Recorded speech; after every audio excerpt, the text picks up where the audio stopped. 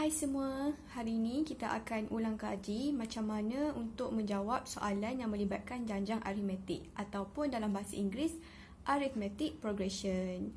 Okay, contoh kita ada satu soalan ni. Sebuah bakery mengadakan jualan untuk sejenis kek dari bulan Januari 2019 sehingga Disember 2019. Bakery itu telah menjual 50 biji kek dalam bulan Januari 2019 dan jualannya bertambah secara tetap sebanyak 5 biji kek setiap bulan berikutnya. Soalan yang pertama, soalan A1, tentukan bilangan kek yang dijual oleh bakery itu pada bulan Jun.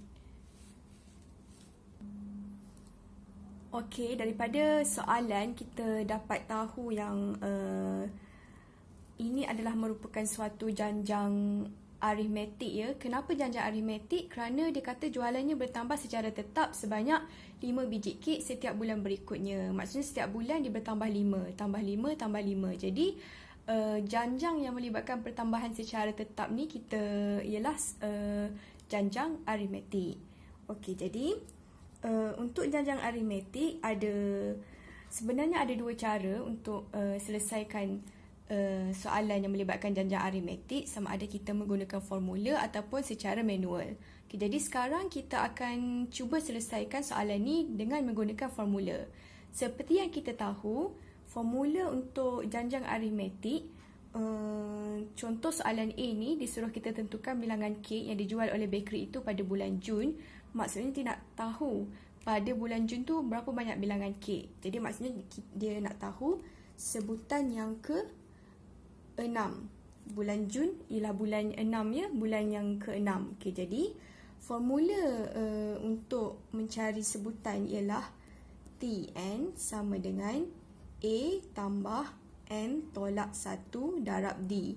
Di mana A ialah sebutan pertama, N ialah sebutan yang keberapa. Contoh kalau macam ini 6 dan D ialah dia punya beza sepunya. Okay, jadi dalam kes ini A pada bulan pertama dia menjual 50. Jadi A kita ialah 50 tambah N kita sekarang ialah 6. 6 tolak 1 dan D kita ialah pertambahannya sebanyak 5 biji kek. Jadi D kita ialah positif 5. Okay, jadi kita masukkan je dalam formula, gantikan dan kita kira. 50 tambah 6 tolak 1, 5. 5 darab 5, 25. Okay, 50 tambah 25 ialah 75. Okay, jadi pada bulan Jun, bilangan kek yang dijual ialah sebanyak 75 biji. Soalan seterusnya pula ialah 2. Soalan yang kedua Roman. Bakery itu telah menjual 95 biji kek pada bulan ke-N. Cari nilai N. Dia terbalik daripada soalan yang pertama. Soalan yang pertama dia bagi N, dia bagi bulan keberapa, disuruh kita cari bilangan kek. Tapi soalan yang kedua dia bagi bilangan kek tu berapa, disuruh kita cari bulan yang keberapa ataupun nilai N tu ialah apa. Okey, jadi kita tahu yang dia bagi, Tn yang dia bagi ialah 95. Jadi sekarang disuruh kita cari N ini ialah apa.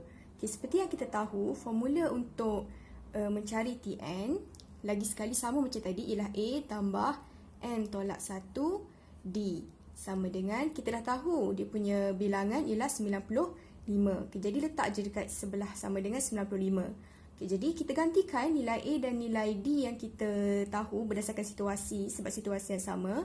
A kita ialah 50 tambah N kita tak tahu, kita biarkan sebagai N tolak 1 dan D kita pun sama ialah positif 5 sama dengan 95. Okay, jadi kita akan dapat satu persamaan di mana ada satu pembeli ubah N. Jadi kita kena carilah apa nilai N ni. Jadi selesaikan 50.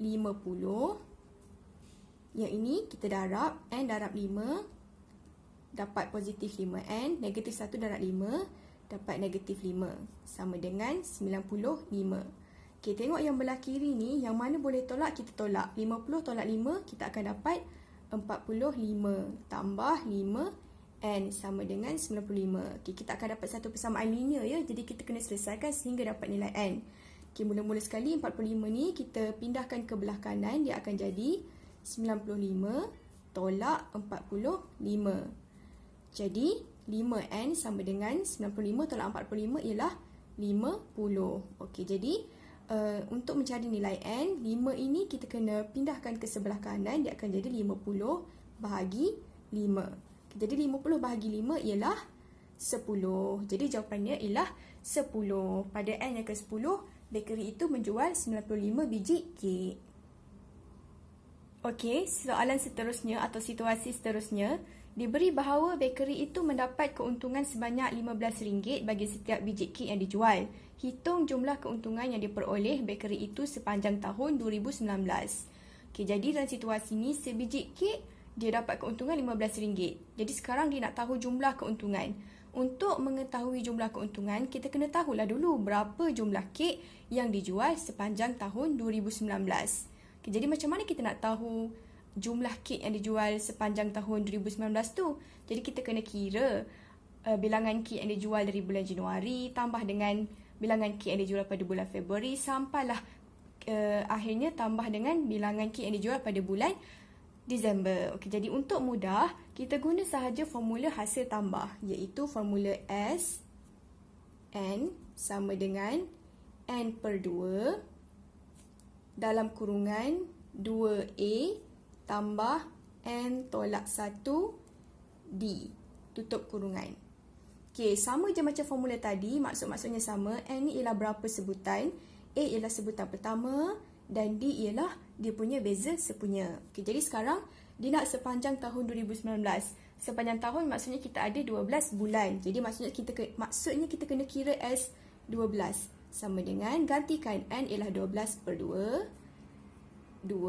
A kita ialah sebutan yang pertama ialah 50, bulan Januari 50 tambah N ialah 12 tolak 1 dan D kita ialah 5 sebab pertambahan 5 setiap bulan kan tadi. Jadi kita dah gantikan semua. Kita kiralah 12 bahagi 2 dapat 6.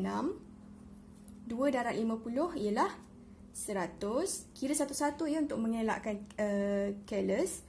12 tolak 1, 11. Darab 5, 55. Okey, jadi sama dengan 6 darab dengan 155. Okey. 6 darab 155, kita akan dapat 930. Okay, jadi maksudnya jumlah kek yang dijual sepanjang tahun 2019 ialah sebanyak 930 biji. Okey, tapi sekarang soalan bukan tanya jumlah kek, soalan minta keuntungan.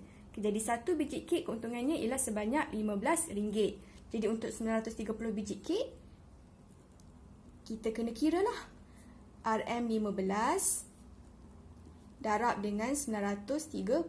Jadi darab, kita akan dapat hasil darab ni ialah RM13,950.